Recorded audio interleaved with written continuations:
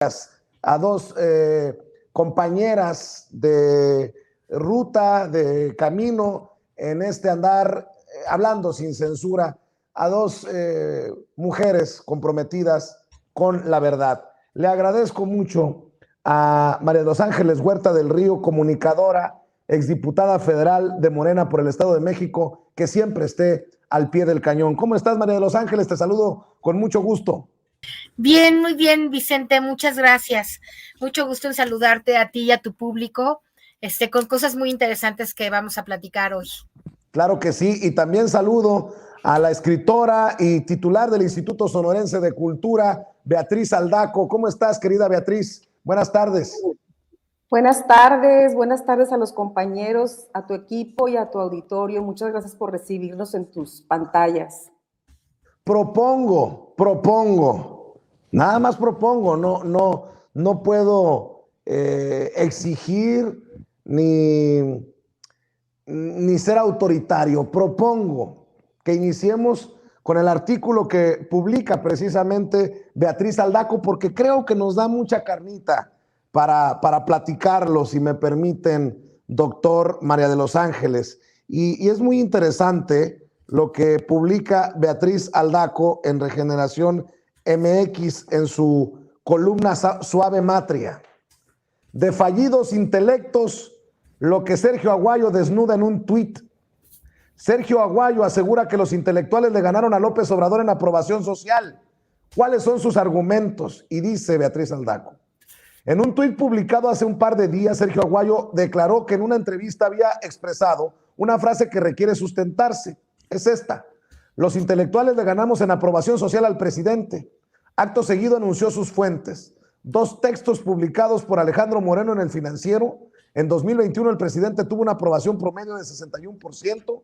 En una encuesta de noviembre de 2021, el 84% de los ciudadanos piensan que debe invertirse más en ciencia y el 83% que las universidades mejoran al país. No solo exuda Aguayo arrogancia y un alarde de superioridad cuya explicación y pertinencia queda en la opacidad, sino que equivoca el camino al situarse como miembro de un gremio, clase, agrupación, élite, sin, como él mismo aduce con respecto a su pifia pronunciada en la entrevista, sustentar esa exótica adscripción. Estos son los reparos que nos suscita el mareado mensaje tuitero del opinante. 1. Percibe que hay una competencia entre el presidente y los intelectuales. ¿Le ganamos? Como si estuviera contendiendo en una carrera de atletismo, en una pelea de box o en un partido de fútbol. 2. Ignora que es inválido establecer comparaciones entre objetos, sujetos o entidades de naturaleza distinta. ¿Será eso un reflejo de cómo reúne elementos disímbolos en sus trabajos académicos? Esto no produce más que conclusiones cerradas o amañadas. 3. No es válido comparar encuestas con objetivos y preguntas distintas. Pretende hacer válida una comparación que intrínsecamente es inapropiada entre A, la aprobación del presidente, y B, lo que la gente piensa de la inversión en ciencia y los beneficios que brindan las universidades del país. 4. Solo en la primera encuesta mencionada se habla de aprobación.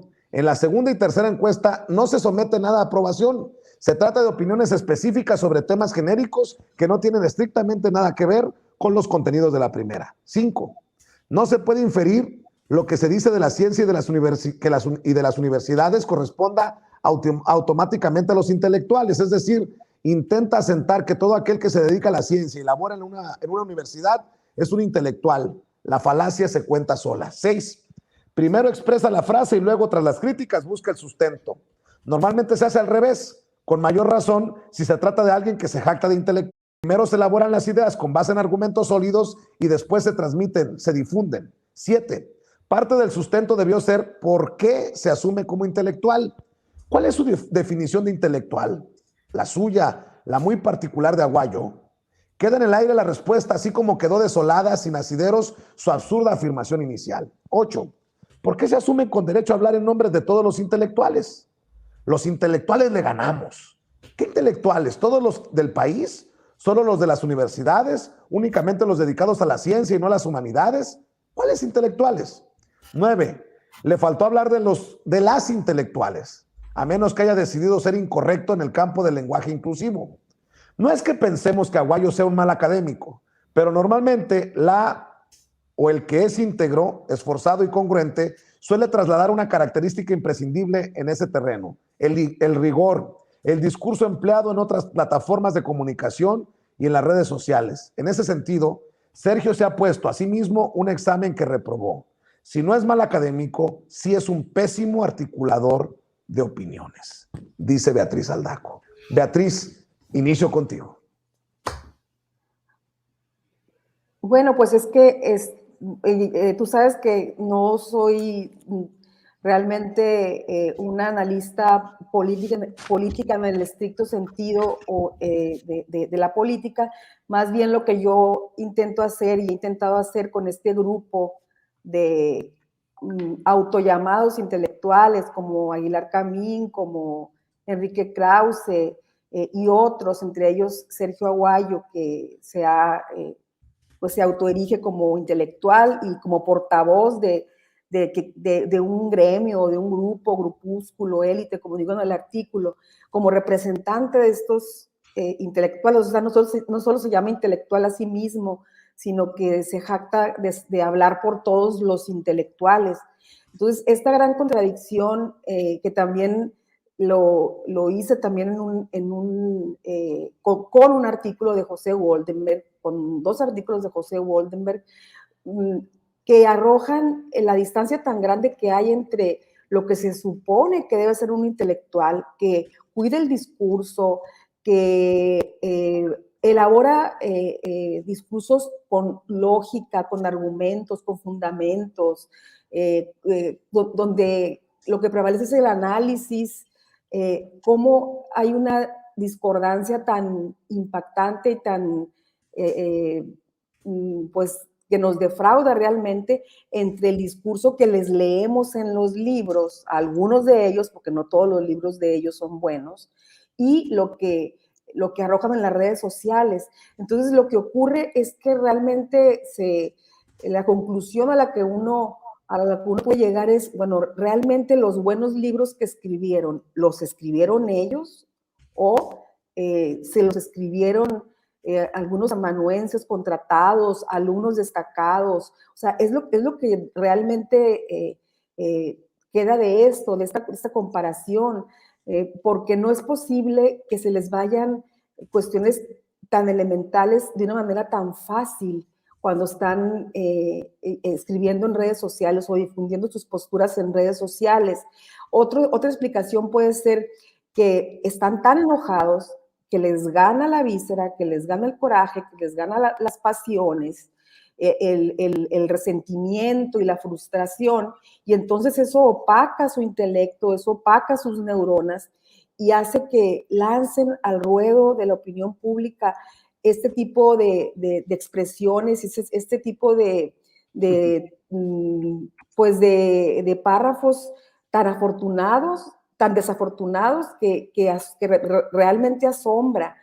Y es de veras, me dice, bueno, ¿por qué lo haces? Porque yo creo que hay que estarlos desnudando a ellos. O sea, yo no creo en esto de no nombrarlos para que se olvide de su presencia, su función o su papel en esta etapa de la historia de México, de la política mexicana. Yo creo que hay que seguirlos desnudando, hay que seguirlos poniendo en evidencia mientras estén apareciendo ellos y estén dominando, porque lo hacen, a un sector de la población que todavía los sigue, que todavía cree en ellos, que no suele reparar en esos actos fallidos del lenguaje y de la escritura de esos personajes. Y de veras que los toma uno y parece que están cortados con la misma tijera, tienen el mismo perfil.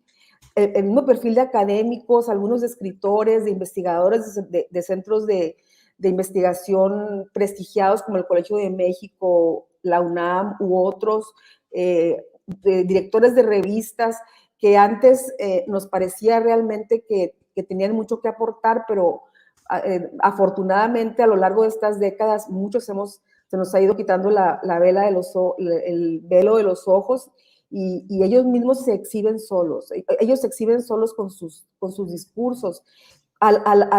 Siento como que están arrojados a las redes sociales solos, huérfanos de sus amanuenses, de sus asesores, y ahora ya entonces vemos lo que realmente son.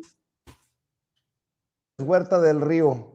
Creo, María de los Ángeles, que este es un tema interesante para arrancar la mesa de diálogo. ¿Cuál es tu opinión? María de los Ángeles. Yo tengo, sí, Vicente, mira, yo tengo hoy varias cosas que decir sobre este y los demás temas, pero algo muy importante de lo que dice nuestra compañera que se deriva de eso es, ¿cuál es la historia de los fracasos de todos los intelectuales, entre comillas y paréntesis, orgánicos, gracias a los cuales se legitimó un régimen lleno de robo y corrupción? ¿Qué papel jugaron? Porque me parece que lo que nosotros ahora tendremos que hacer, yo invito a que la oposición ahora sí, se ponga no solamente con estas críticas a nuestro gobierno, que francamente son muy ridículas, sino que ¿cómo puede comparar, ¿no? Como lo dice ahora la compañera, la popularidad de un presidente con si a ellos no los conoce nadie, son un círculo rojo de personas que cobraron mucho dinero en los anteriores sexenios y que hoy, como ya no lo están cobrando, están muertos de coraje hablando mal del gobierno. Eso es a lo que se reduce Aguilar Camín, este tipo, ¿cómo se llama? Del que estamos hablando, se me fue el nombre ahorita. Todos ellos que se sienten Leo Zuckerman, ¿no? Todos, ¿quiénes son? ¿A quién responden? ¿Qué es lo que han hecho estos disque intelectuales para el beneficio del desarrollo nacional? Pero más aún, habríamos de ponernos a tomarle las placas para demostrarle a la sociedad mexicana que se dedicaron sistemáticamente a legitimar a los gobiernos del robo, de la corrupción, del neoliberalismo. Todos los gobiernos que empobrecieron brutalmente a este país, que lo saquearon, fueron apoyados por un grupo así de intelectuales. Ahí está Aguayo. Ahí adentro está Denise Dresser. Ahí adentro está todos los que ahora se sienten muy enojados por esta transformación. Yo creo que yo tengo ganas de voy a iniciar una investigación en dos sentidos. Una, para recordarles todo lo que callaron. ¿Qué dijo este señor Aguayo cuando la reforma eléctrica? De la corrupta reforma eléctrica que hoy nos tiene con tantos problemas. ¿Qué dijo él ante la corrupción monumental de García Luna y Peña Nieto? ¿Qué dijo él cuando Calderón le pegó al avispero y se murieron miles, tal vez millones de personas en este país que dejaron como un cementerio? ¿Qué dijo? ¿Qué dijeron ellos en favor de la población y de la sociedad? Están enfermos de coraje porque ahora no están recibiendo el dinero, la revista Vuelta, todos los que ahora están, la propia Carmen, mira, yo digo a Carmen Aristegui y digo, bueno, ¿en qué momento, no? La mujer esta, la del libro, tu amiga, ¿cómo se llama? ¿En qué momento? Anabel Hernández. Anabel Hernández, ¿en qué momento que ellas que habían contribuido, de algún modo contribuyeron a que este régimen lo pudiéramos tirar, ahora se la pasan añorándolo, se la pasan hablando mal del gobierno? Dan pena, la verdad es que da pena, pero de Aguayo y de todos los demás de la revista Vuelta y de todos podríamos hacer un análisis, tomarle las placas históricas y ver cuál ha sido su desempeño en los últimos 10 o 15 años, cómo favorecieron y cómo fueron favorecidos por el poder en turno. Pero están diciendo lo que están diciendo. Me parece que eso es lo que tendríamos que hacer, si somos serios, para regresarles y restregarles en la cara, que nunca, nunca o casi nunca hablaron en favor de los intereses del pueblo, a favor de los intereses de que la gente, fíjate, la gente estaba siendo robada, empobrecida, la seguridad pública en manos de delincuencia organizada como García Luna y sus secuaces. O sea, todo eso que pasaba en este país, ¿cuándo dijeron algo realmente contundente? ¿Cuándo enfrentaron con valor, con realmente fuerza al poder en turno. ¿Cuándo? No me acuerdo nunca, nunca, de ninguno. Sacas una crítica, como dice Gerardo Fernández, ¿no? Una crítica pedorra de vez en cuando. No, pues es que esto está mal, ¿verdad? Porque qué barbaridad. ¿Pero los viste alguna vez luchando en favor del pueblo? ¿En contra del PRI o del PAN y de todas las barbaridades que estaban haciendo? ¿Tú recuerdas alguno de ellos que realmente tuviera una postura crítica, severa, contundente y valiente? Yo no lo recuerdo. Yo no lo recuerdo de ninguno. Y alguna vez voy a hacer una investigación para demostrar ahora de manera gráfica qué cobardía han tenido ellos y qué papel de legitimadores del poder corrupto en turno tuvieron durante todo el neoliberalismo. Alguien lo tiene que decir fuerte. Tal vez sea yo. Voy a ver si tengo tiempo para hacer la investigación, amigo. Claro que sí. Doctor Ángel Valderas Puga, ¿opinas sobre esto de los intelectuales y de los Sergio Aguayos que andan por ahí? Pues mira, Vicente, en primero un gran saludo a María de los Ángeles y a Beatriz. Sí leí el artículo de Beatriz, me recordó mucho lo que yo trato en mis cursos de matemáticas con mis estudiantes, futuras ingenieras y futuros ingenieros, cuando quieren comparar cosas incomparables. Y yo pues hasta le exagero porque le digo, a ver, joven, estás comparando macetas contra estuches de lentes, bandejas con focos, lobos marinos con libreros, molcajetes con drones. Es verdaderamente risible. A mí me preocupa, digamos, me exhibe que un autollamado intelectual, como señala María de los Ángeles, porque se autonombran intelectuales, también lo dijo Beatriz, tengan un nivel de análisis tan patito.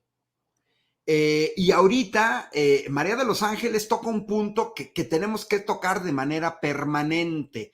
Conocemos su historia, conocemos sus nombres, vendieron su alma al diablo apoyando el fraude electoral de Carlos Salinas de Gortari en 1988, igual que hicieron los panistas. Se vendieron por canonjías, y estas canonjías en el mundo de la academia, del cual yo vengo, del cual he vivido durante décadas, ahí yo notaba, te puedes vender por canonjías, por becas, por cargos públicos, por consultorías, por asesorías, para ti o para tus familiares o para tus favorecidos, por estímulos, por pertenencia a círculos académicos, por subvención a tus publicaciones que si no nadie lee, por viajes al extranjero. Yo trabajé mucho tiempo en el extranjero y lo que yo observé como académico es que quien invita paga, que normalmente no es que a mí México me tuviera que pagar los viajes al extranjero. A mí siempre quien me invitó fuera me pagaban los viajes, no que mi país me tenía que pagar los viajes. Si a otro país le interesa tu trabajo académico, te invitan y pagan porque les interesa tu trabajo. Pero ya cuando tienes que recurrir a tu propio país, pues es que parecen como autoinvitaciones. Se oye muy feo, pero ni modo. A veces la metáfora que yo veo es como aquellos perros que ladran para que les echen un hueso, se los echan y luego ya se callaban. Y hay que recordar, porque recordemos que en 2019, aquella lista que sacan de personajes que hoy, por ejemplo, se consideran a sí mismos como intelectuales, tenemos el caso de Beatriz Pajés y sus 57 millones que se les daba en publicidad, más 12 millones por otros servicios, a la editorial Cruzada. Y eso mismo que vimos con Ricardo Rocha, con Ricardo Alemán, con Raimundo Rivapalacio, con Pablo Iriart, con Marta de Baile, lo vimos también en el mundo de la academia. Yo antes notaba cierta coherencia en los análisis de Aguayo, pero ahorita María de los Ángeles acaba de tocar esa situación que muchos creemos.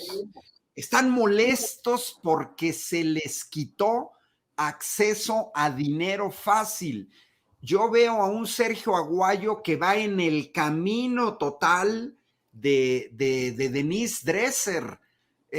Yo lo vi cómo fue perdiendo los estribos en la mesa con Aristegui, en primer plano en Canal 11.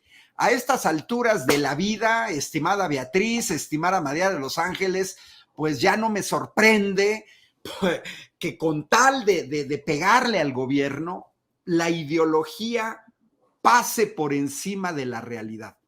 Me ha tocado escuchar, dos cosas digo más para dejar, no acaparar la palabra, pero me ha tocado escuchar, por ejemplo, gente con doctorado que cree las noticias falsas sobre las vacunas Sputnik o CanSino.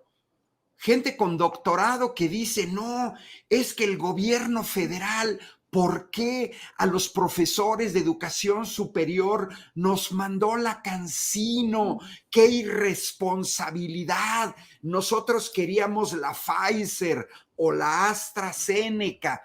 Y yo digo, a ver, señoras y señores con doctorado, 2.880 millones de dosis suministradas de la vacuna CanSino, casi 3.000 millones en China, 1.200 millones de personas completamente vacunadas, vivitas y coleando, y como que no, como que esta prevalencia de la ideología por encima de la realidad los hace ver, caer en ridículo, como el caso de Sergio Aguayo, cuando quiere comparar un mini conflicto desde el punto de vista histórico, como el que hay ahorita en el CIDE, que lo convirtieron en un centro de investigación neoliberal, con esta lucha en la cual hubo decenas de fallecidos y del cual todavía recogemos lo que se sembró de 1968. Hay un despropósito totalmente alejados de la realidad. Si el conocimiento siguiera esta forma de estos autointelectuales, todavía seguiríamos pensando que la Tierra es plana, que va a haber terapias de medicina con sanguijuelas, todavía que se quemarían mujeres acusadas de brujería por ser expertas en el uso de plantas medicinales, o todavía seguiríamos creyendo que el sol gira alrededor de la Tierra. Así de chafas y así de ridículos, que me parece increíble para gente de este nivel, ahora sí que caigan tan bajo. No es un ataque, es simplemente observación de cómo sus instrumentos metodológicos de análisis, y esto lo dice Beatriz en su artículo, cómo estos instrumentos metodológicos de análisis hacen agua por todos lados porque les gana el berrinche. Mira, de ellos y Lorenzo Córdoba yo no veo ninguna diferencia. Hablando precisamente de ese tema, el INE,